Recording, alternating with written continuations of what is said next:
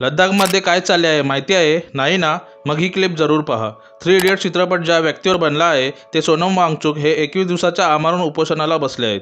सन 2019 भारत सरकारने आर्टिकल 370 हटवून JNK आणि लद्दाखला वेगळे करून त्यांना युटीचा दर्जा दिला. सुरुवातीला लोकांना सरकारकडून अपेक्षा होत्या, पण त्या अपेक्षा भंग होत असताना तेथील 30,000हून लोक कडाक्याच्या थंडीत पण रस्त्यावर उतरले होते. त्यात त्यांच्या मागण्या होत्या. त्यांची मागणी आहे लद्दाखला पूर्ण राज्याचा दर्जा देण्यात यावा आणि JNK सारखी एक विधानसभा असावी, कारण ते आपलं सरकार बनवू शकतात. आता सध्या लद्दाखच्या लोकसभेची फक्त एक सीट आहे व राज्यसभेत एकही नाही, म्हणून त्यांना कमीत कमी सेंट्रल लेव्हलला 2 MP असावेत.